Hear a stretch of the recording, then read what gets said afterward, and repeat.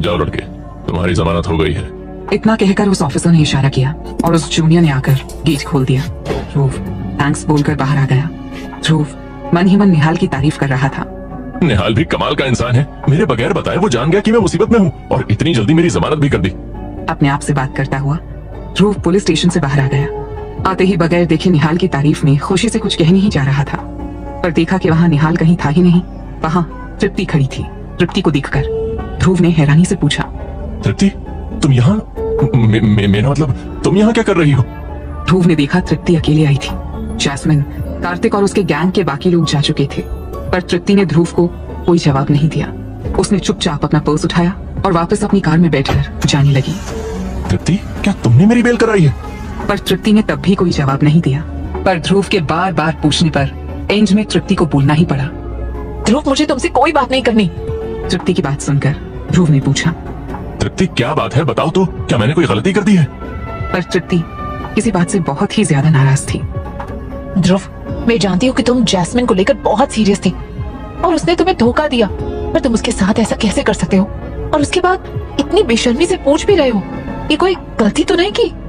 तृप्ति गुस्से में बोली। उसकी आंखों में ध्रुव के लिए नफरत थी। ध्रुव को समझ में आ गया कि आखिर माजरा क्या है। उसने फिर से पूछा, उस चुड़ैल ने क्या कहा तुमसे? ध्रुव की बात सुनकर तृप्ति को और भी ज्यादा गुस्सा आ गया था।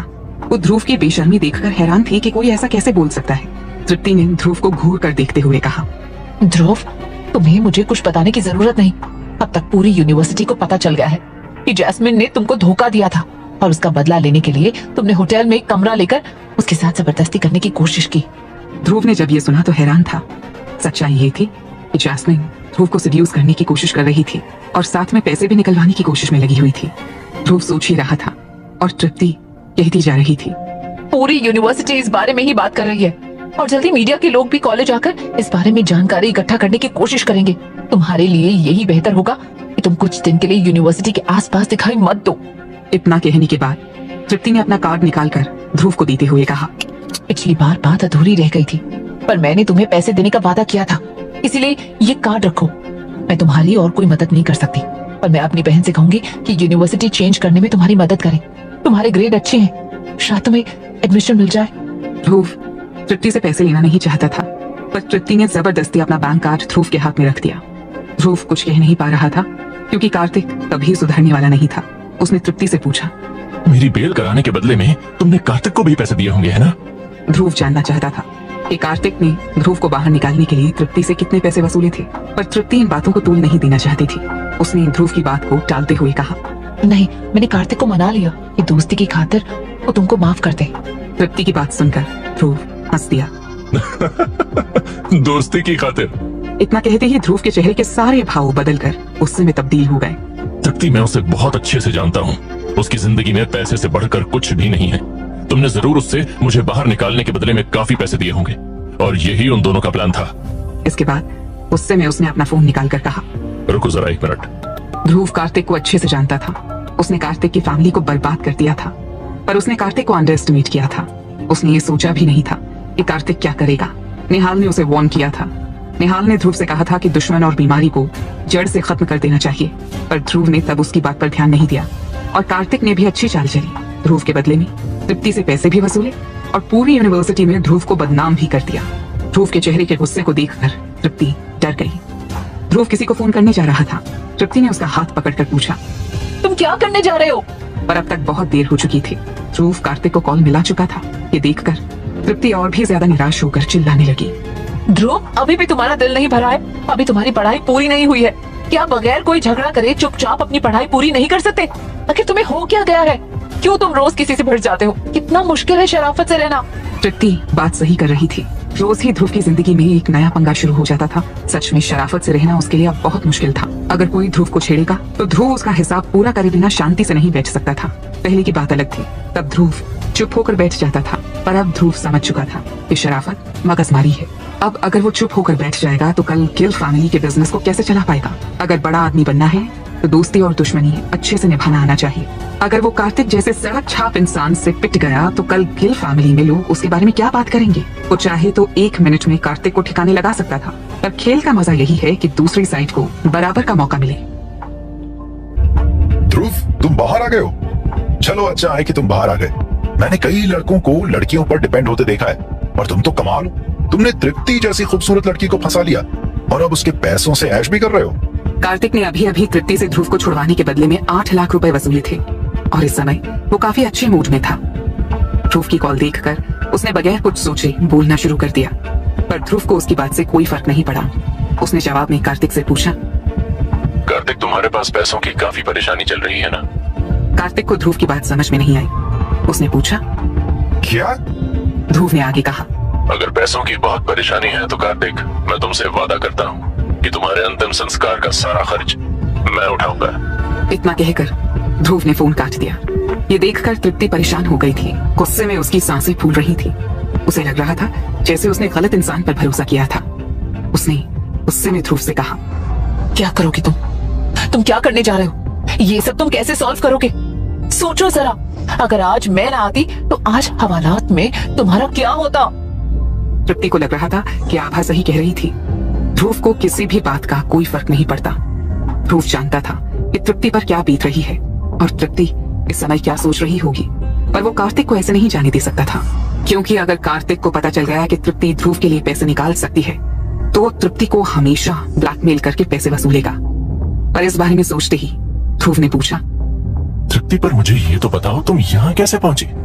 तुम्हें कैसे पता चला कि मैं हवालात में हूँ? क्या तुमको कार्तिक ने फोन किया था?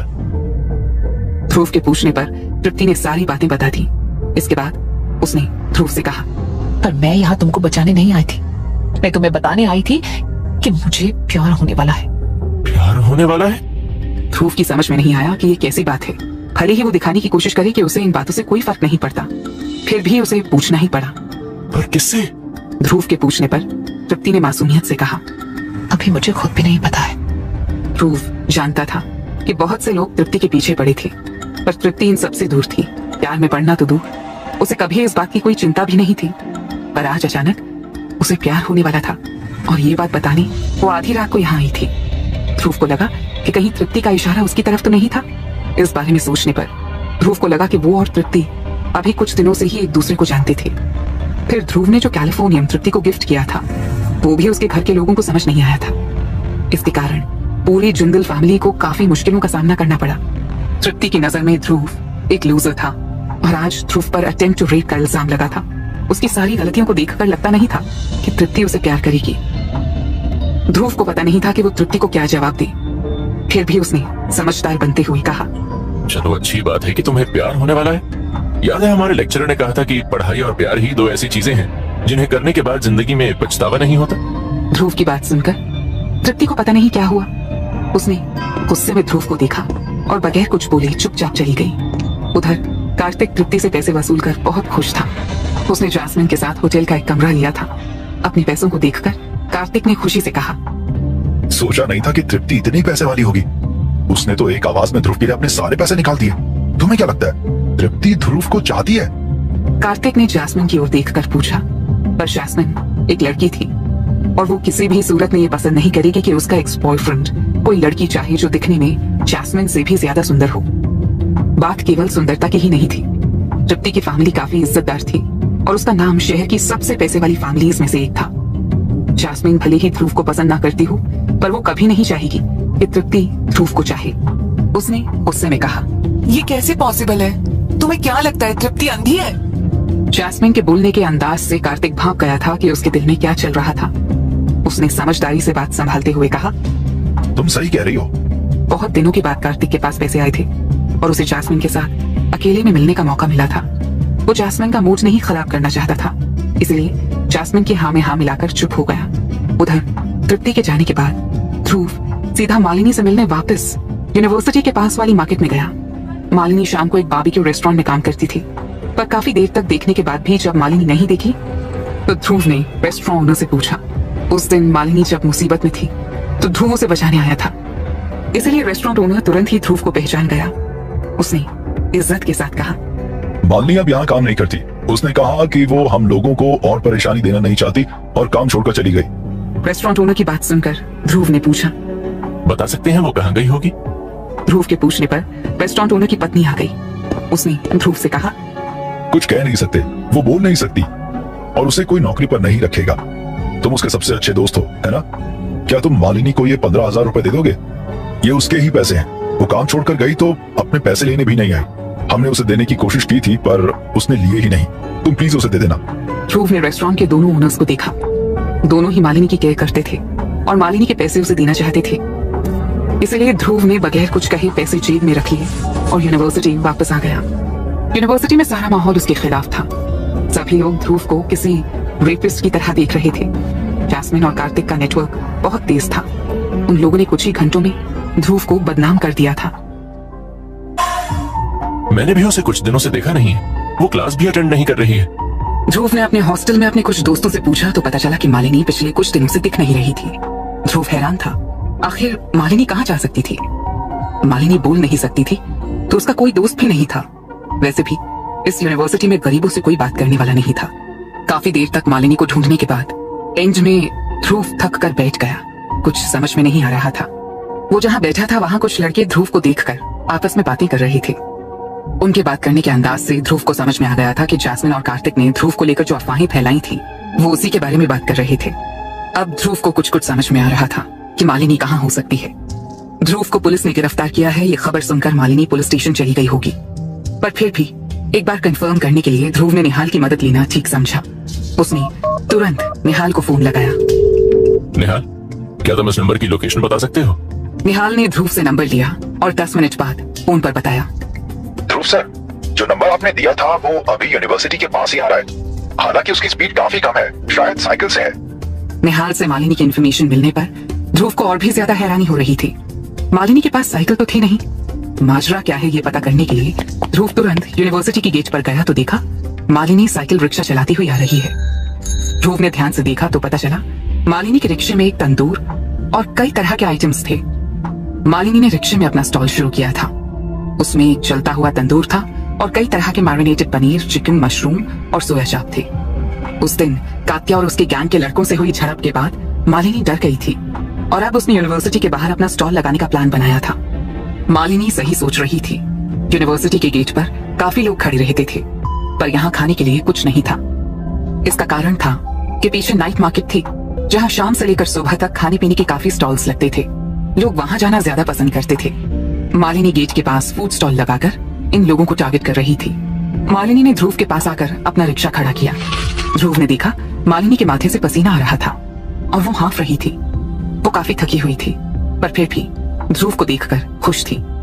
ध्रुव ने उसे देखकर कहा, ये तुम क्या करने जा रही हो? ध्रुव ने हाथों के इशारे से मालिनी को जता दिया था कि वो मालिनी के डिसीजन से खुश था। मालिनी ने तंदूर से कुछ पनीर निकालकर एक प्लेट सजाई और ध्रुव को खाने को दे दिया। ध्रुव भी बगैर कुछ सोचे सीधा खाने लगा। मालिनी पिछले 3 सालों से रेस्टोरेंट में काम कर रही थी। उसे खाना अच्छा बनाना आता था। ध्रुव ने प्लेट हाथ में ली तो प्रेजेंटेशन देखकर हैरान हो गया।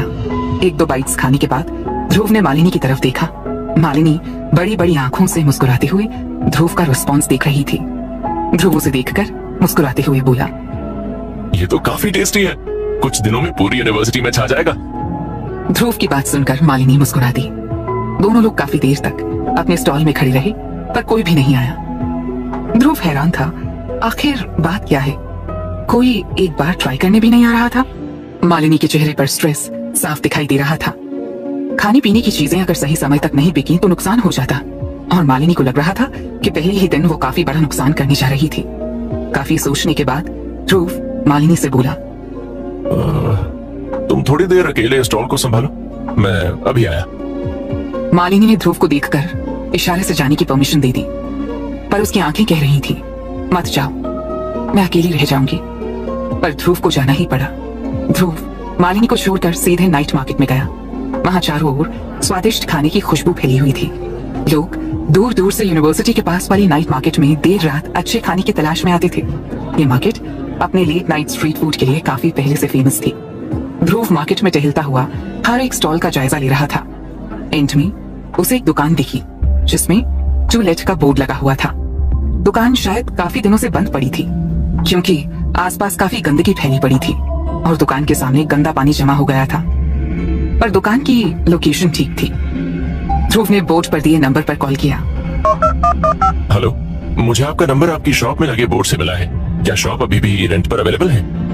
ध्रुव की बात शॉप की फीमेल ओनर से हो रही थी। ध्रुव से कुछ देर बात करने के बाद वो ओनर शॉप रेंट पर देने के लिए तैयार हो गई। शॉप के लिए 60,000 रुपए डिपॉजिट और 15,000 रुपए कोट किया था उस लेडी ने। ध्रुव मान गया और तुरंत ही ओनर को बुलाकर शॉप की चाबी ले ली। ध्रुव आज ही दुकान की ओपनिंग करना चाहता था। इसके बाद ध्रुव ने कुछ लोगों को बुलाकर शॉप की साफ सफाई करने को कहा। इसके बाद ध्रुव ने यूनिवर्सिटी में कुछ दोस्तों को कॉल कर शॉप के पास बुला लिया। इसके बाद ध्रुव वापस आकर मालिनी से बोला, मालिनी चलो, मैंने एक जगह देखी है, वहां स्टॉल लगाते हैं। मालिनी पहले से परेशान थी। उसके पास अभी तक एक भी कस्टमर नहीं आया था, पर मालिनी इस जगह को छोड़कर कहीं और नहीं जाना चाहती थी। पर ध्रुव के बार बार कहने पर मान गई। थोड़ी देर बाद दोनों लोग अपनी दुकान पर थे। ध्रुव ने 1 घंटे से भी कम समय में यूनिवर्सिटी नाइट मार्केट में दुकान अरेंज कर ली थी और मालिनी ये देखकर हैरान थी कि शॉप खुलने से पहले ही वहां यूनिवर्सिटी के कुछ लड़के खड़े थे। कुछ लोगों को मालिनी जानती थी, उनमें से कुछ ध्रुव के हॉस्टल के रूममेट्स थे। ध्रुव ने खुद फोन करके सबको बुलाया था। उसने सभी को पैसे भी दिए थे कि वो मालिनी के स्टॉल से कुछ खरीद सके। ध्रुव मालिनी को अकेला महसूस करने देना नहीं चाहता था। मालिनी की शॉप की ओपनिंग अच्छी रही। मालिनी का सारा सामान बिक गया था। एंड में जब सारे कस्टमर्स जा चुके थे तो मालिनी ने अपने स्टॉल की साफ सफाई कर ध्रुव को इस स्टॉल में पार्टनरशिप ऑफर की। ध्रुव कुछ कह पाता कि तभी निहाल का कॉल आया। ध्रुव सर, आपने कार खरीदने की इच्छा जताई थी। कार तैयार है, इसे कहाँ भिजवा दूं? निहाल ने कार खरीदी है तो ध्रुव के लिए कोई सस्ती कार तो नहीं खरीदी होगी।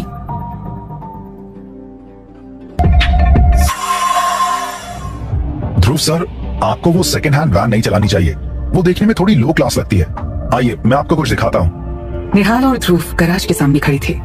जैसे ही निहाल ने गैराज का दरवाजा खोला, सामने लाल रंग की चमचमाती निसान GTR खड़ी थी। कार ऐसी थी कि नजरें ही नहीं हट रही थी।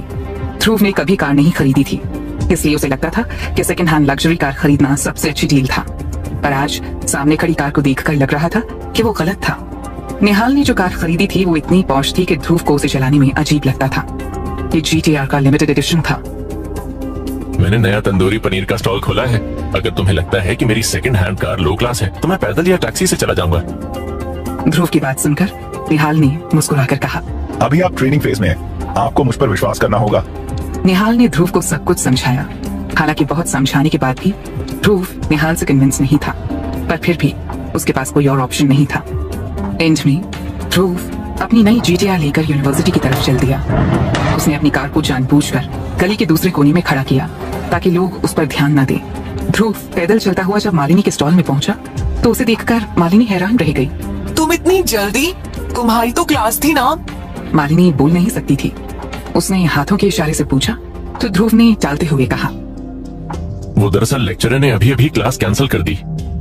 मालिनी और ध्रुव मिलकर स्टॉल को चला रहे थे और मालिनी ने ध्रुव को मदद के बदले 50% देने का वादा किया था।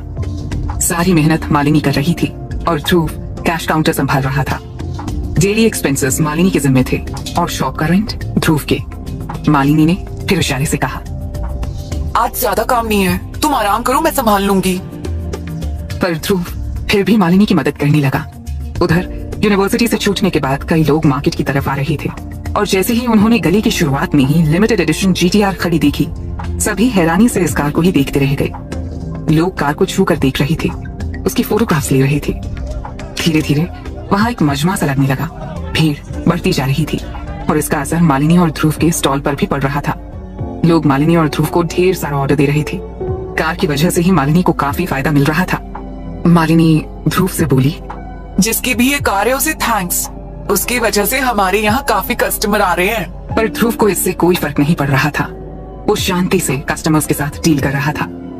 तभी एक कस्टमर पर उसकी नजरें जाकर टिक गईं। तृप्ति, तुम यहाँ? तृप्ति एक लड़के के साथ आई थी। वो लड़का लगातार तृप्ति को मनाने की कोशिश कर रहा था। तृप्ति, तुम यहाँ क्यों खाना चाहती हो? ये लोग साफ सफाई का ध्यान नहीं रखते हैं। तुम कहो तो हम मौर्य गार्डन में डिनर के लिए चले। पर तृप्ति उसे पूरी तरह से इग्नोर कर रही थी। तभी उस लड़की की नजर कैश काउंटर पर बैठे ध्रुव पर पड़ी। ध्रुव को देखते ही उसे सब समझ में आ गया। तृप्ति ध्रुव से मिलने आई थी। उसने तृप्ति को एक तरफ ले जाकर कहा, समझ गया तृप्ति, तुम इसकी मदद करने के लिए आई हो। बड़ी भोली हो तुम, पर कोई बात नहीं, मैं इस लूजर को इतने पैसे दे दूंगा कि 2-3 महीने इसे काम करने की जरूरत नहीं पड़ेगी। तृप्ति ने उसकी बात सुनी ही नहीं। वो चुपचाप दूर खड़ी ध्रुव को देखती रही। ध्रुव के स्टॉल में काफी भीड़ थी और उस समय ध्रुव के पास सांस लेने की भी फुर्सत नहीं थी। इसलिए तृप्ति ने बाद में ध्रुव से मिलने के बारे में सोचा। उस लड़के को लग रहा था कि वो ध्रुव की मदद कर तृप्ति को खुश कर देगा, पर उसकी बातों से तृप्ति नाराज होकर वापस चल दी। लड़का भी तृप्ति के पीछे पीछे दौड़ा। ध्रुव ने उस रात काफी अच्छा बिजनेस किया था और मन ही मन वो निहाल के डिसीजन से भी खुश था। निहाल की कार के कारण उसके स्टॉल में इतनी भीड़ लगी थी। ध्रुव और मालिनी अभी अपना स्टॉल बंद करने ही जा रहे थे कि एक 30 साल की उम्र का आदमी आकर बोला, आप लोग के पास कुछ बचा है या आप स्टॉल बंद कर चुके हो? वो शख्स कुछ खाने की तलाश में आया था। ध्रुव ने मालिनी की तरफ देखा। मालिनी ने इशारे से कुछ बताया तो ध्रुव ने मुड़कर उस शख्स से कहा, अभी तो हम बंद करने जा रहे हैं, हमारे पास केवल मशरूम ही बचा है। मशरूम्स का ऑर्डर कम आता था और मशरूम अक्सर ही बच जाता था, पर उस शख्स को कोई फर्क नहीं पड़ा। उसने खुशी से कहा, ठीक है, जितना भी मशरूम है सब पैक कर दो। ध्रुव उसके ऑर्डर को सुनकर हैरान था। जितना है सब पैक कर दो। वहाँ 50 से भी ज्यादा प्लेट्स मशरूम था और उसे सारा चाहिए।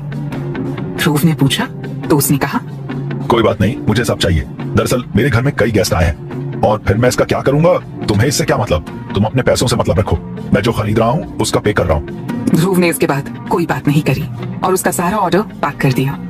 मालिनी खुश थी। शॉप बंद करते समय उसने 6000 रुपए का सामान खरीदा था, पर ध्रुव को उसकी बात पर शक हो रहा था। इसलिए जब वो जाने लगा तो ध्रुव भी उसके पीछे चल दिया। थोड़ा आगे जाने के बाद उस शख्स ने सारा सामान, लगभग 6000 रुपए के तंदूरी मशरूम, कचरे के डब्बे में फेंक दिए और वो इतनी लापरवाही से जा रहा था जैसे कुछ हुआ ही ना हो। वो शख्स दोनों हाथ हिलाता हुआ शान से चलता हुआ एक लड़की के पास पहुंचा। दूर से देखने पर ध्रुव को उस लड़की की शक्ल नहीं दिख रही थी, पर वो तृप्ति जैसी भी नहीं लग रही थी। ध्रुव ने देखा उस लड़की ने उस आदमी से बिल लिया और अपने पर्स से कुछ पैसे निकालकर उसे दे दिए और उस अधेड़ उम्र के इंसान की कार में बैठकर चल दी। ध्रुव वापस आ गया, पर उसके दिमाग में एक ही बात चल रही थी कि आखिर वो दोनों हैं कौन जो ध्रुव का सारा सामान खरीद कर उसे इनडायरेक्टली पैसे देने की कोशिश कर रहे थे। शाम को तृप्ति उसके स्टॉल पर आई थी, पर वो तृप्ति भी नहीं थी। इसके अलावा ध्रुव ने उस शख्स को पहले कभी नहीं देखा था। ध्रुव की कुछ समझ में नहीं आ रहा था। ध्रुव लूजर, तुम यहाँ क्या कर रहे हो? तुम्हें अपने स्टॉल में होना चाहिए। क्या तुम मेरा पीछा कर रहे हो? ध्रुव ने मालिनी की साइकिल ली और उस शख्स का पीछा करने लगा। वो शख्स उस लड़की के साथ अपनी कार में बैठकर थोड़ी दूरी तक पहुंचा और होटल के सामने अपनी कार पार्क कर दी। कार को खड़ा करने के बाद वो शख्स और तृप्ति की बेस्ट फ्रेंड आभा ध्रुव को बाहर आते हुए दिखाई दिए। ध्रुव की समझ में नहीं आ रहा था कि आभा आखिर ध्रुव के स्टॉल से सारा सामान क्यों खरीद रही थी। इसलिए ध्रुव आभा के सामने आकर खड़ा हो गया। ध्रुव को सामने देखकर आभा ने गुस्से में पूछा कि वो यहाँ क्या कर रहा है, पर ध्रुव ने उसके सवाल का जवाब देने की बजाय आभा से पूछा, क्या अभी तुमने ही इसे मेरे स्टॉल में भेजा था? इसने अभी थोड़ी देर पहले ही मेरे स्टॉल से 5000 के मशरूम खरीदे थे। ध्रुव ने आभा के साथ खड़े उस शख्स की तरफ इशारा करते हुए पूछा, पर आभा को ध्रुव का इस तरह से सवाल पूछना पसंद नहीं आया। उसने गुस्से में ध्रुव से कहा, तुम अपने काम से मतलब रखो। अगर तुम्हारे स्टॉल से कुछ खरीदा तो क्या तुम्हें पसंद नहीं आया? हाँ, मैंने ही इसे भेजा था तुम्हारे पास ताकि तुम कुछ कमा सको, पर लगता है तुम्हें कुछ पैसे कमाना अच्छा नहीं लगता। पता नहीं आभा को ध्रुव से क्या परेशानी थी। वो कभी ध्रुव से सीधे मुंह बात भी नहीं करती थी, पर फिर भी आभा ध्रुव की मदद क्यों करना चाहती थी? आभा के घर की हालत ठीक नहीं चल रही थी। उसके पापा एक सुपरमार्केट चेन के मालिक थे और उनकी सुपरमार्केट चेन पिछले 3 सालों से लगातार नुकसान में चल रही थी। ध्रुव ने निहाल के साथ बात कर सुपरमार्केट में काफी पैसे इन्वेस्ट किए थे, पर आभा इन बातों से अनजान थी। वो ध्रुव की मदद क्यों करना चाहेगी? ध्रुव ने फिर पूछा, थैंक्स आभा, तुमने मेरे स्टॉल से आज के दिन का सबसे बड़ा ऑर्डर दिया, पर क्या मैं जान सकता हूँ कि तुम मेरी मदद करना क्यों चाहती हो? ध्रुव के इस सवाल को सुनकर आभा और भी ज्यादा नाराज हो गई। उसने गुस्से में कहा, मुझे कोई शौक नहीं है जो मैं अपना काम छोड़कर तुम्हारी मदद करती फिरूं। वो तो मुझसे तृप्ति ने कहा था। पता नहीं उसने तुम्हारे जैसे स्पाइनलेस लूजर में क्या देख लिया। अगर थैंक्स कहना है तो जाकर उससे कहो। आभा ने झल्लाते हुए जब तृप्ति का नाम लिया तो ध्रुव ने कोई और सवाल नहीं किया। वो वापस अपने स्टॉल में आ गया। ध्रुव को तृप्ति पर गुस्सा आ रहा था। हालांकि तृप्ति के इंटेंशंस ठीक थे, पर ध्रुव को तृप्ति का रवैया ठीक नहीं लगा। स्टॉल में आने के बाद ध्रुव ने तृप्ति को वीडियो कॉल लगाने के लिए उसका नंबर डायल किया। ध्रुव देखकर हैरान था कि तृप्ति की डिस्प्ले पिक्चर में उसने ध्रुव की GTR के साथ अपनी सेल्फी डाली थी। तृप्ति, आई अप्रिशिएट योर काइंडनेस, मगर बिजनेस बिजनेस होता है। मैं कोई भिखारी नहीं हूँ। एक बात और, मेरे पास पैसों की कमी नहीं। तुम मुझे बेचारा समझना बंद करो, मुझे ये सब पसंद नहीं है। तृप्ति को ध्रुव का इस तरह से बात करना पसंद नहीं आया। ध्रुव पहले दिन से ही तृप्ति के सामने खुद को टफ दिखाने की कोशिश कर रहा था, जबकि तृप्ति अच्छे से जानती थी कि ध्रुव की मां हॉस्पिटल में अपना खून बेचने गई थी। तृप्ति ने गुस्से में कहा, तुम बात तो ऐसे करते हो जैसे दुनिया के सबसे रईस इंसान हो, और ये स्टॉल तुमने जिंदगी का एक्सपीरियंस लेने के लिए खोला है। तृप्ति की बात सुनकर ध्रुव को समझ नहीं आ रहा था कि वो हंसे या रोए। ध्रुव ने खुद को संभालते हुए कहा, तृप्ति, तुमने जिस GTR कार के साथ फोटो खिंचवाई है वो मेरी ही है। ध्रुव की बात सुनकर तृप्ति ने ध्रुव का मजाक बनाते हुए हंसते हुए कहा, ध्रुव, ये सब तुम किसे इम्प्रेस करने के लिए कर रहे हो? तुम्हें पता भी है एक GTR कितने की आती है? अपनी कार की चाबी दिखाओ, तब मैं मानूंगी कि कार तुम्हारी है। ध्रुव की बात सुनकर तृप्ति ने ध्रुव का मजाक बनाते हुए हंसते हुए कहा। तृप्ति की खनकती हुई हंसी की आवाज सुनकर ध्रुव को भी हंसी आ गई। वो तृप्ति को अपनी कार की चाबी दिखाना चाहता था, पर उसे लगा ये जरूरी नहीं है, इसलिए ध्रुव ने कहा, दिखा सकता हूँ पर मुझे ये जरूरी नहीं लगता है। तृप्ति पहले से ही जानती थी, उसे उम्मीद भी नहीं थी कि ध्रुव कार की चाबी दिखा पाएगा, पर तृप्ति ध्रुव का और ज्यादा मजाक नहीं बनाना चाहती थी, इसलिए मुस्कुराकर बोली, ध्रुव, आज काफी पैसे कमा लिए, तो अब घर जाओ, आराम करो। तुम मेरी दुकान बंद कराने पर क्यों तुली हो? पर लग रहा था जैसे तृप्ति कुछ ऐसा जानती है जो ध्रुव नहीं जानता। ध्रुव, तुम्हें तुरंत वहां से चले जाना चाहिए। ध्रुव की समझ में नहीं आया। बिजनेस अच्छा चल रहा था और नाइट मार्केट में सारी रात लोगों का आना जाना लगा रहता था, तो भला वो क्यों जाए और तृप्ति उसे क्यों जाने को कह रही है? उसने सीरियस होकर तृप्ति से फिर पूछा, तो तृप्ति ने बताया, तुम्हें पता है मालिनी के पैसे कहाँ जा रहे हैं? ध्रुव को समझ में नहीं आया, कहाँ जा रहे हैं से क्या मतलब? ध्रुव को पता ही नहीं था कि जब से स्टॉल खुला है जितना भी प्रॉफिट हो रहा था उसका आधा मालिनी ध्रुव को दे देती थी। ध्रुव ने भी कभी जानने की कोशिश नहीं की कि बाकी मालिनी के हिस्से में क्या जा रहा है। इसका कारण था नाइट मार्केट में एक गैंग मालिनी से रोज 5,000 रुपए वसूलता था, जिसे वो प्रोटेक्शन मनी कहता था, और मालिनी इतनी सीधी सादी थी कि उसे रोज की अपनी सारी मेहनत के पैसे दे देती थी। उसने इस बारे में ध्रुव को कभी कुछ नहीं बताया। वो नहीं चाहती थी कि ध्रुव अपना प्रॉफिट शेयर करे, बदले में मालिनी के पास कुछ भी नहीं बचता था। मतलब कि उसकी सारी मेहनत कोई और ले जा रहा था, कहीं कोई झगड़ा ना हो जाए, इसलिए वो चुप थी। ध्रुव ने हैरानी से कहा, 5,000 रुपए? ये तो बहुत ज्यादा है। ध्रुव को हैरत इस बात की थी कि उनके स्टॉल में पिछले कई दिनों से इतना प्रॉफिट ही नहीं हुआ था, तो मालिनी ये पैसे कहाँ से दे रही थी? वो अपनी सेविंग्स निकालकर प्रोटेक्शन मनी भर रही थी, पर सवाल ये था कि ये सब तृप्ति को कैसे पता? ध्रुव तृप्ति से पूछने ही वाला था कि तृप्ति ने कहा, ध्रुव, तुम निकलो वहां से, वो लोग किसी भी समय आते होंगे, आज के बाद वहां अपना स्टॉल मत लगाना। ध्रुव उससे, कौन है ये लोग? आने दो, देख लूंगा। तृप्ति उसे जाने को कह रही थी, पर ध्रुव उस गैंगस्टर से मिलना चाहता था। अभी कुछ दिन पहले ही ध्रुव ने इस एरिया के सबसे बड़े गुंडे जग्गा दादा से डील की थी। अभी ध्रुव कुछ सोच पाता कि एक अजीब से दिखने वाले लोगों का ग्रुप नाइट स्ट्रीट के एंट्री पॉइंट से आता हुआ दिखाई दिया। वो सब खुली जीप में आ रहे थे और अपनी वेशभूषा से ही गुंडे मवाली लग रहे थे। सभी के हाथों में हॉकी, लोहे की रॉड और ऐसे ही कई तरह के हथियार थे। पर हैरानी की बात यह थी कि उनका लीडर कोई और नहीं बल्कि अंजुम लोहिया था। अब ध्रुव की समझ में आया कि तृप्ति ध्रुव से जाने की जिद क्यों कर रही थी, क्योंकि उसका सामना अंजुम से होने वाला था। पर ध्रुव को उससे कोई डर नहीं था, वो अपने स्टॉल को छोड़कर जाने वाला नहीं था।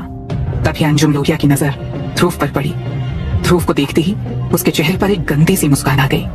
उसने कहा, ध्रुव, अच्छा हुआ आखिर तुमसे मुलाकात हो गई।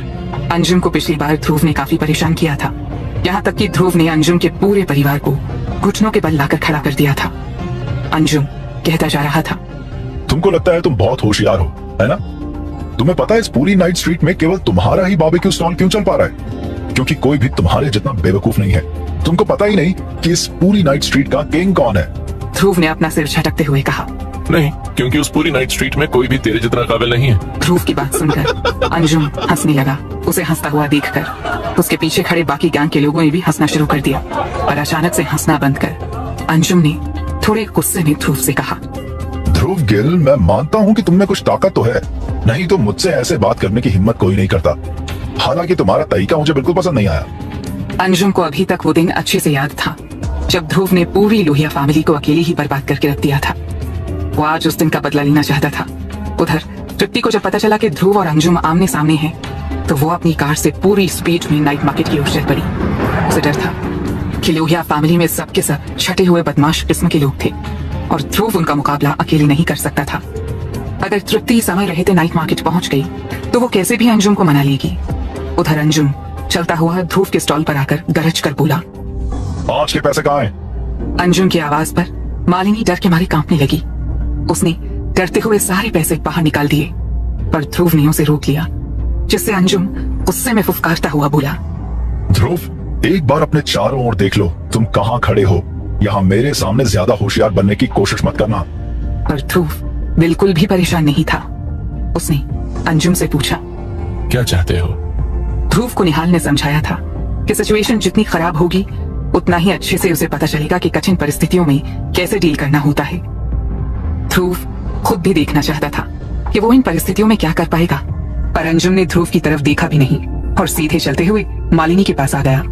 मालिनी थोड़ी शर्मीली थी, साथ ही साथ उसकी परिस्थितियों ने उसे डरपोक भी बना दिया था। अंजुम को सामने देखते ही वो डर के मारे कांप रही थी। मालिनी को ध्रुव ने मना किया था, पर अंजुम की आंखें देखकर मालिनी ध्रुव को इग्नोर कर अंजुम के सामने अपना कैश बॉक्स खोलकर खड़ी हो गई। अंजुम ने मुस्कुराकर कहा, आज तुमने अच्छी कमाई करी है। इतना कहकर अंजुम ने सारे पैसे निकालकर अपनी जेब में डाल लिए और फिर मुस्कुराता हुआ मालिनी के कंधे पर थपथपाता हुआ बोला, ऐसे ही मेहनत से काम करो। इतना कहकर अंजुम ध्रुव को पूरी तरह से इग्नोर करता हुआ जाने लगा। ध्रुव से बर्दाश्त नहीं हो रहा था, वो कुछ कहने जा रहा था, पर तभी मालिनी ने ध्रुव का हाथ पकड़कर उसे चुप रहने के लिए कहा, पर ध्रुव चुप रहने वालों में से नहीं था। अंजुम अपनी गाड़ी में बैठकर जाने ही वाला था कि तभी ध्रुव ने पीछे से कहा, अंजुम, तुम शायद भूल गए, मैं तुमसे वादा करता हूँ कि तुमसे मैं इससे 10 गुना पैसे वसूल करूंगा। ध्रुव की बात सुनते ही अंजुम के चेहरे पर डर फैल गया था, पर वो इतने लोगों के सामने अब अपने कदम वापस नहीं ले सकता था। उस पर अंजुम की नजर सामने खड़ी तृप्ति पर पड़ी। वो अभी अभी यहाँ पहुंची थी। अंजुम को वो दिन भी याद आ गया था जब ध्रुव ने कहा था कि वो कैलिफोर्नियम के पैसे वसूल कर रहेगा, और उसने 2 घंटे में पूरी लोहिया फैमिली को बर्बाद कर दिया था।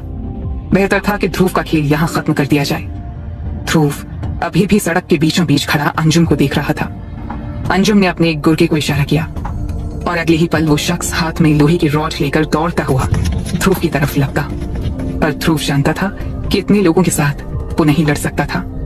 उसने पहले ही सारा इंतजाम कर लिया था, उसे बस कुछ देर खुद को बचाकर रखना था। इसलिए ध्रुव वहां से भाग गया। उसके भागते ही सभी लोग उसे मारने के लिए अपने हॉकी डंडे लेकर ध्रुव के पीछे भागे। इधर ध्रुव के जाते ही अंजुम ने पीछे से गरजते हुए कहा, उसे कोई हाथ मत लगाना, बस पकड़कर मेरे पास लाओ। 1 मिनट में सारी भीड़ छट गई, पर अभी भी कई लोग तमाशा देखने के लिए खड़े थे। तो अंजुम आराम से चलता हुआ तृप्ति के पास पहुंचकर हंसते हुए बोला, तुमने देखा उसे? तृप्ति उसे जरा भी पसंद नहीं करती थी, इसलिए उसने अंजुम से कुछ भी नहीं कहा। ध्रुव बहुत अजीब इंसान है, क्योंकि वो केवल तृप्ति, मैं तुम्हें एक राज की बात बताता हूँ, क्योंकि वो केवल खुद को गरीब दिखाता है, पर असल में उसके पास बहुत दौलत है। और मैं ये भी जानता हूँ कि मेरी फैमिली को सड़क पर लाने में उसका ही हाथ है, और वो चाहेगा तो मुझे फिर से बर्बाद कर सकता है। तृप्ति को अंजुम की बात का विश्वास नहीं हो रहा था। अगर ध्रुव इतने ही पैसे वाला है कि लोहिया जैसी बड़ी बिजनेस फैमिली को सड़क पर ला दे, तो यहाँ बारबेक्यू स्टॉल खोलकर क्यों बैठा है? अंजुम के मुंह से ऐसी अजीब बात सुनकर तृप्ति उसे देखने लगी। तृप्ति को ऐसी नजरों से देखने पर अंजुम ने अचानक से घुर्राते हुए कहा, पर तुमको एक बात और बता दूं तृप्ति, ये ध्रुव कल का सूरज नहीं देख पाएगा। अगर तुम उसे बचाना चाहती हो तो अभी मेरी गाड़ी में बैठो और चलो मेरे साथ। मेरा इससे कोई लेना देना नहीं है। इतना कहकर तृप्ति ने अपना मुंह फेर लिया। वो अंजुम से नफरत करने लगी थी और अब उससे कोई मतलब नहीं रखना चाहती थी। उसे ध्रुव की चिंता थी, पर वो ये भी जानती थी कि अंजुम ध्रुव को इतनी आसानी से छोड़ने वाला नहीं था। उधर मालिनी भी परेशान थी, वो भी कुछ नहीं कर सकती थी। अंजुम ने देखा कि तृप्ति पर उसकी धमकी का कोई असर नहीं हुआ है, तो उसने तृप्ति को धमकाने के लिए कहा, तुम्हारा कोई लेना देना नहीं है, ये तो और भी अच्छी बात है। अब मैं उसे जी भर कर मार सकता हूँ और इसका लाइव टेलीकास्ट भी करूंगा, ताकि यूनिवर्सिटी में सब लोग देख सकें कि तृप्ति के आसपास अगर कोई दिखा तो मैं उसका क्या हाल करता हूँ। ध्रुव का हश्र देखकर कोई तुम्हारे पास भी नहीं भटकेगा। अंजुम अपने वीडियो चैनल पर अक्सर डालता रहता था और यूनिवर्सिटी में उसकी अच्छी खासी फैन फॉलोइंग थी। उसके वीडियोस ज्यादातर खाने पीने की चीजें, महंगी कार्स, महंगे कपड़ों और लड़कियों के साथ डेट पर जाने की होती थी। उसका लाइफस्टाइल कई लोगों के लिए एक सपने की तरह था, इसलिए काफी लोग उसे फॉलो करते थे। जैसे ही अंजुम ने अकाउंट में लॉगिन कर लाइव टेलीकास्ट ऑन किया, वैसे ही सैकड़ों लोग उसके चैनल पर आ गए। कमेंट सेक्शन में आकर कई लोग सवाल कर रहे थे कि आज क्या देखने को मिलेगा। तभी अंजुम स्क्रीन में आकर बोला, नमस्कार दोस्तों, और मेरे YouTube लाइव में आपका स्वागत है। आज रात हम कुछ ऐसा देखने जा रहे हैं जो पहले कभी किसी ने नहीं किया। आज रात हम इतिहास रचने जा रहे हैं, लेकिन डरने की कोई बात नहीं है मेरे दोस्तों। मेरे सामने जो भी आएगा उसका यही अंजाम होगा।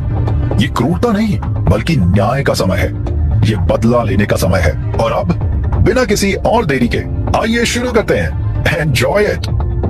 इतना कहकर अंजुम ने अपने कैमरे का फोकस मालिनी और तृप्ति की तरफ करके आगे कहा, आप लोग इन शक्लों को पहचान लीजिए, इनके एक्सप्रेशंस हम बाद में फिर से देखेंगे। अंजुम ने जानबूझकर थोड़ा सस्पेंस बनाया। उसके ऐसा कहते ही सारा कमेंट सेक्शन भर गया। लोग जानना चाहते थे कि आज क्या होने वाला है। क्या अंजुम किसी को बीच सड़क में मारने वाला है? कौन है वो जिसकी आज अर्थी उठने वाली है? लोग कमेंट सेक्शन में लगातार सवाल पूछ रहे थे। तो अंजुम ने फिर से कहा, सोचिए कौन है वो खुशनसीब, सही जवाब देने वाले को मिलेंगे ढेरों इनाम। लोग तरह तरह के जवाब दे रहे थे। तभी किसी ने कमेंट सेक्शन में लिखा, कहीं वो ध्रुव गिल तो नहीं? और इस कमेंट पर कई लाइक्स आए। किसी ने मालिनी और तृप्ति को देखकर ध्रुव का नाम ले लिया था। अंजुम फिर सामने आया।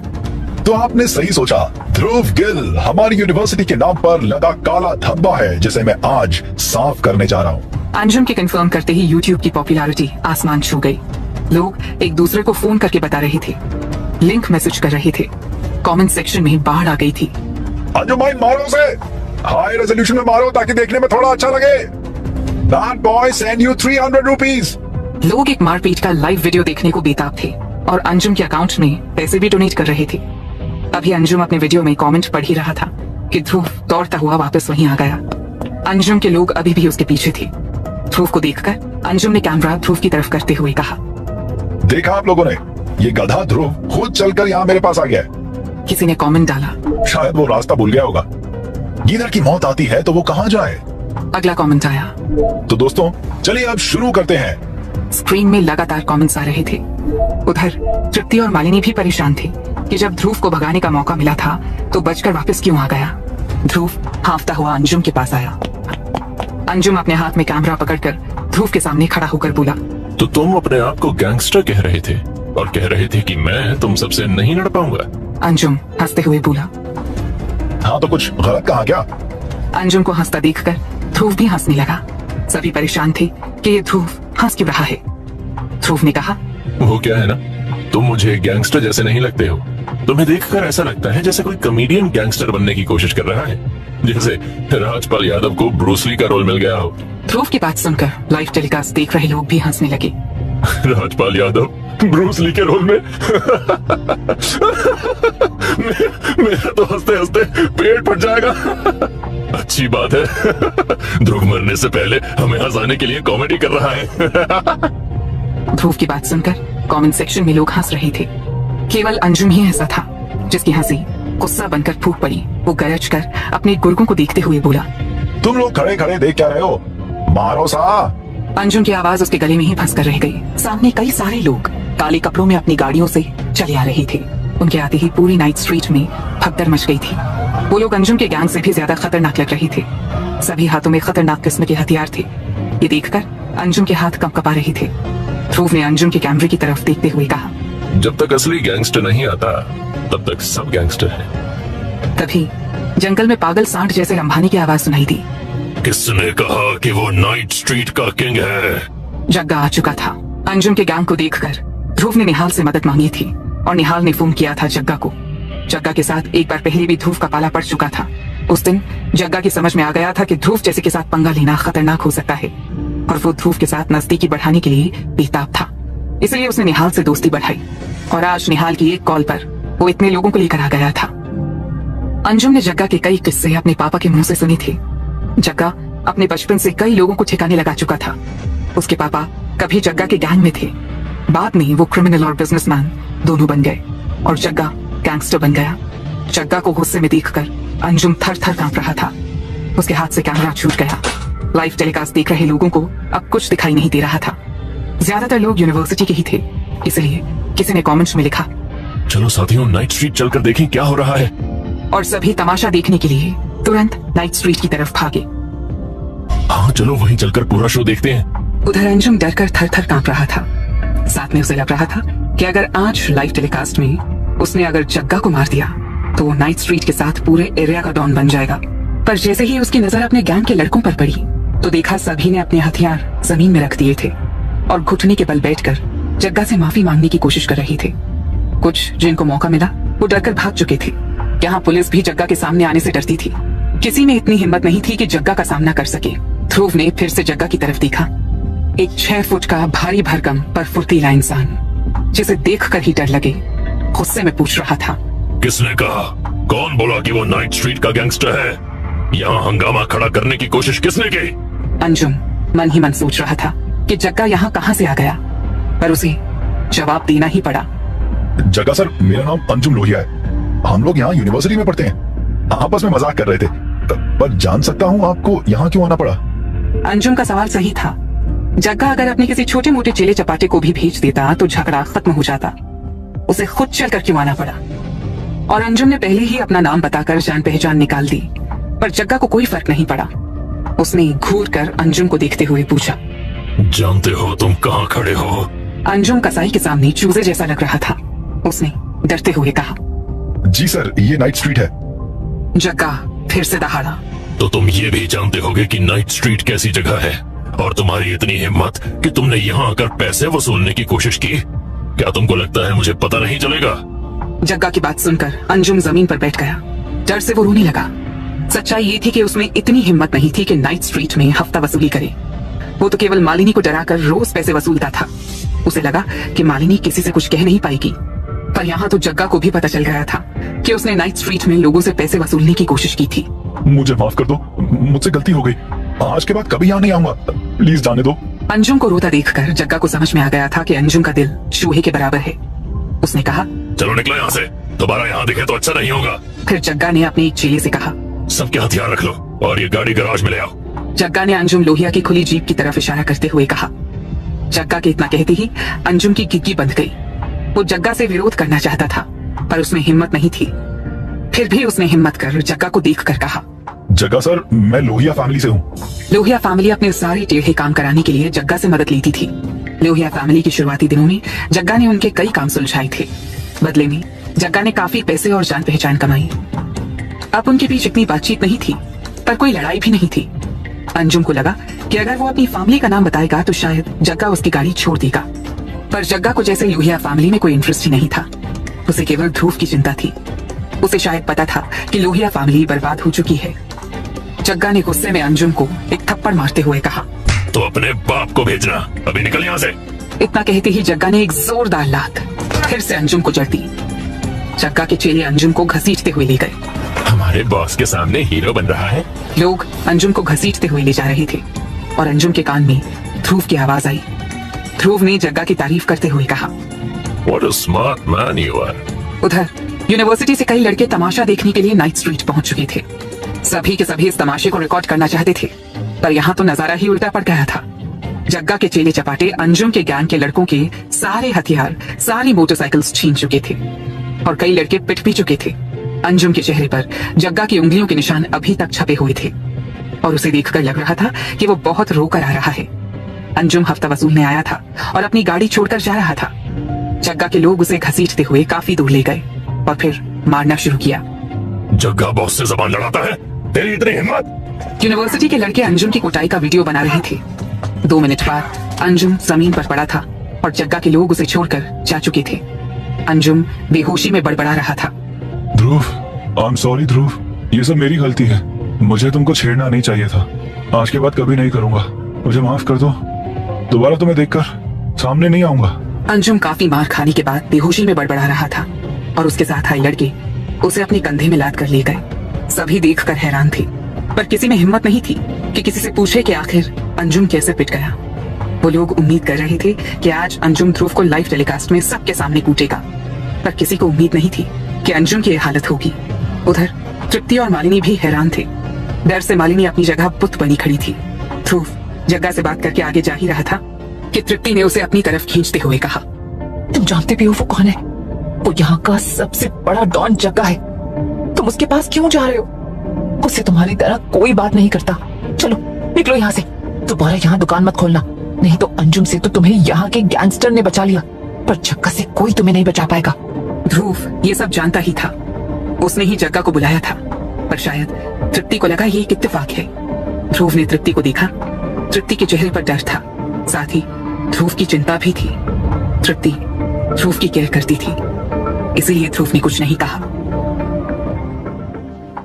अब कभी नाइट मार्केट में अपनी दुकान मत लगाना, ये जगह अच्छी नहीं है, यहाँ काफी दंगा फसाद होता है। तृप्ति ध्रुव को समझाने की कोशिश कर रही थी, पर ध्रुव सब जानता था, पर उसे तृप्ति का इस तरह केयर करना पसंद आ रहा था। वैसे भी तृप्ति के इंटेंशंस सही थे, इसलिए ध्रुव ने उसे और कुछ नहीं कहा। तभी अचानक तृप्ति को कुछ याद आया, उसने कहा, बाय द वे ध्रुव, तुमको पता है ना, आज रात ग्रेजुएशन पार्टी में मैंने भी हिस्सा लिया है, मेरा शो सबसे एंड में है। ध्रुव ने सिर हिलाते हुए जता दिया था कि उसे याद है। ग्रेजुएशन पार्टी जिस जगह हो रही थी वहाँ जगह बहुत कम थी। टीचर और चीफ गेस्ट को छोड़ दें तो वहाँ और लोगों के बैठने की जगह ही नहीं थी। भला हो सस्ते इंटरनेट का, जिसके कारण सभी लोग वहाँ का लाइव टेलीकास्ट अपने मोबाइल पर देख सकते थे। तृप्ति जल्दी में थी, वो अपनी BMW कार में बैठकर चली गई। उसके जाते ही मालिनी ध्रुव का हाथ पकड़कर उसे वापस स्टॉल में ले आई। ध्रुव आज बहुत थक गया था, वो अपना स्टॉल बंद कर आराम करना चाहता था। मालिनी को हॉस्टल छोड़कर ध्रुव वापस अपनी GTR के पास आया तो देखा आभा पहले से ही वहां खड़ी थी। हैरानी की बात थी, आभा ग्रेजुएशन पार्टी छोड़कर यहाँ खड़ी थी। ऐसा होता तो नहीं था कि तृप्ति कोई परफॉर्मेंस दे रही हो और उसकी बेस्ट फ्रेंड आभा वहां ना हो। आभा ध्रुव की कार के पास ही खड़ी थी। ध्रुव को इसमें कोई हैरानी नहीं हुई, क्योंकि जब से ध्रुव ने अपनी GTR यहाँ खड़ी की थी तब से कितनी ही लड़कियां ना जाने इस कार के साथ फोटो खींचकर सोशल मीडिया पर अपलोड करना चाह रही थी। आभा ध्रुव की GTR पर टेक लगाकर खड़ी थी। ध्रुव तेज कदमों से कार की तरफ चला आ रहा था। आभा ने भी ध्रुव को आते देख लिया था। ध्रुव को देखते ही आभा ने अपनी नजरें फेर ली, पर ध्रुव को इसमें कुछ नया नहीं लगा। वो तेज कदमों से चलता हुआ अपनी कार के पास पहुंचा। ध्रुव गिल, तुम ये क्या कर रहे हो? आभा ने ध्रुव को डांटते हुए पूछा। यहाँ केवल एक ही कार खड़ी है, तुम्हें क्या लगता है मैं क्या करूंगा? आभा ने कार के ऊपर पैर रखते हुए कहा। तुम्हें इस तरह किसी की कार के साथ फोटो खींचते शर्म नहीं आती? आभा ऐसे बातें कर रही थी जैसे ही उसकी कार हो, पर ध्रुव ने कुछ रिएक्ट नहीं किया। उसने शांति से कहा, आभा पैर नीचे रखो, ये मेरी ही कार है और मुझे जाना है, मैं जल्दी में हूँ। ध्रुव के इतना कहती ही आभा जोर से हंसने लगी। आभा हंसने से ज्यादा ध्रुव को नीचा दिखाना चाहती थी। उसने अपनी हंसी को रोकते हुए कहा, अपनी शक्ल देखिए आईने में, ये कार तुम सोच भी कैसे सकते हो?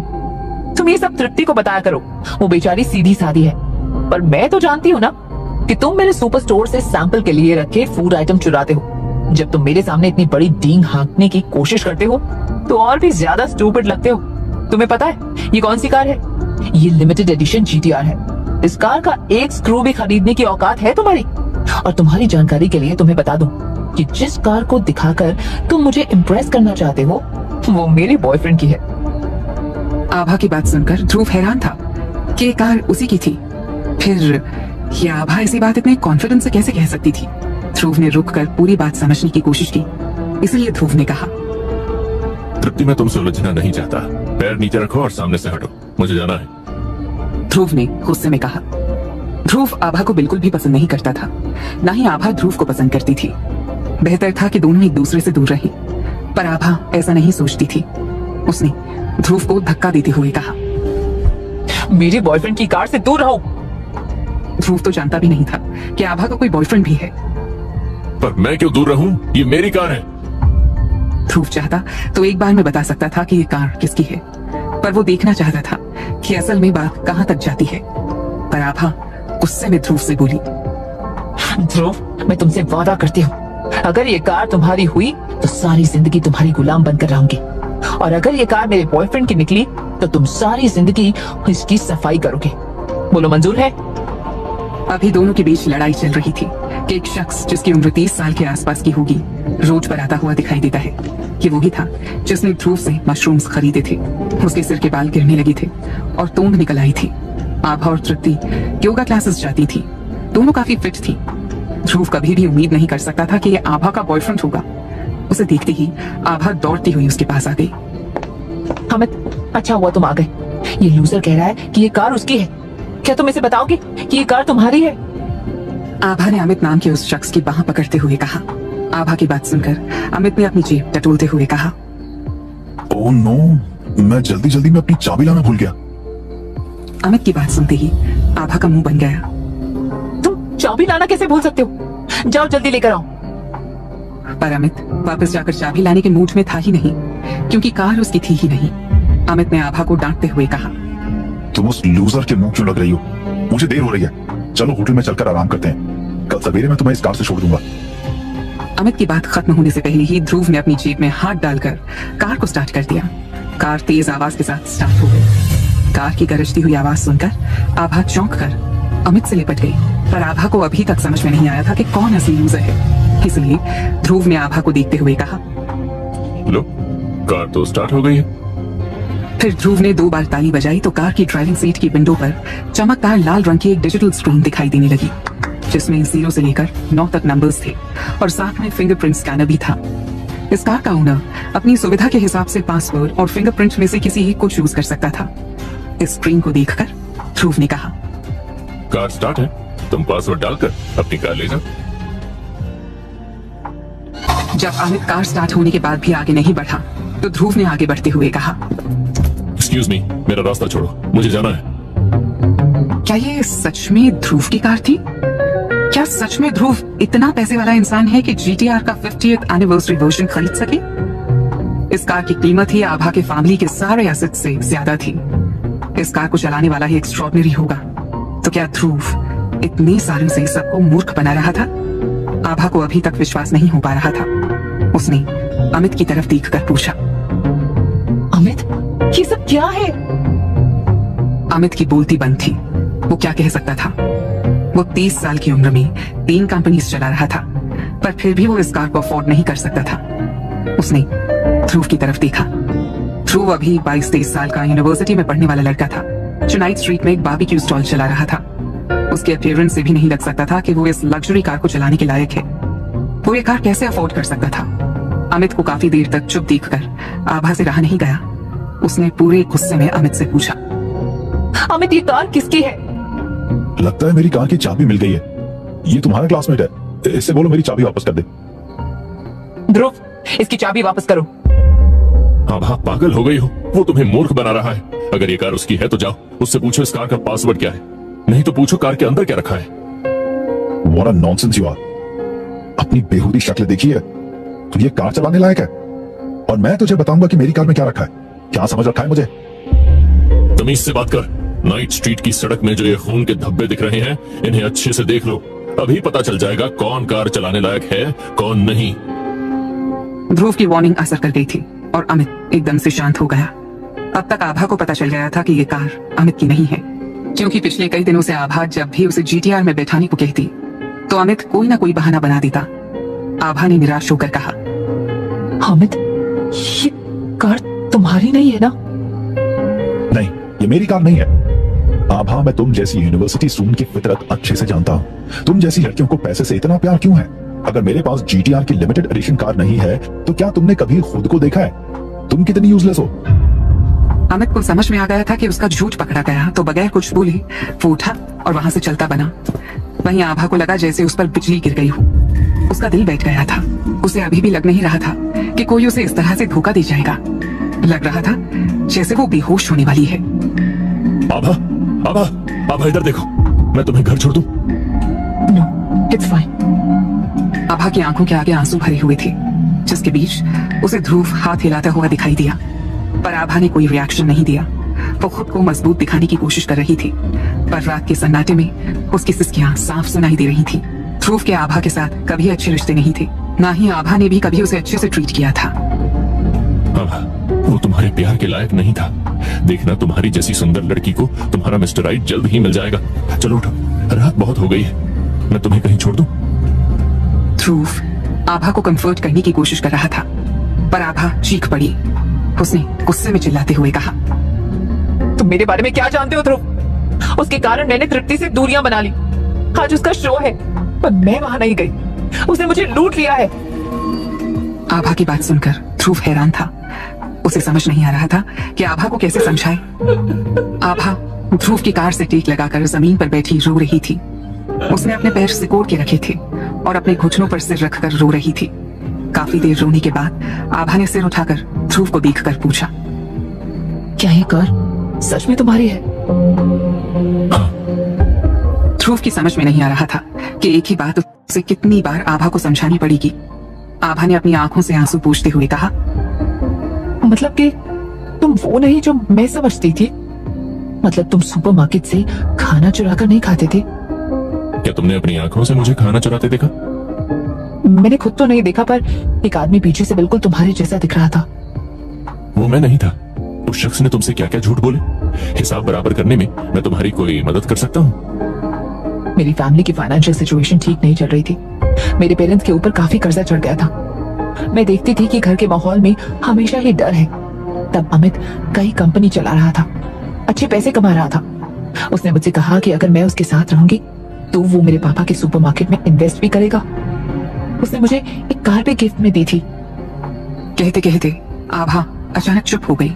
उसे समझ नहीं आ रहा था कि वो अपनी पर्सनल लाइफ भी ध्रुव के साथ डिस्कस कर रही थी। आभा की बात सुनकर ध्रुव हैरान था कि आभा के फैमिली बिजनेस में इन्वेस्ट उसने किया था। GTR कार ध्रुव की थी और ये सारी चीजें दिखाकर आभा को यूज अमित कर रहा था। अभी थोड़ी देर पहले अमित ने आभा से कहा था कि ध्रुव के मुंह न लगे, चलो चल के होटल में आराम करते हैं। मतलब कोई और ध्रुव बनकर आभा का इस्तेमाल कर चुका था।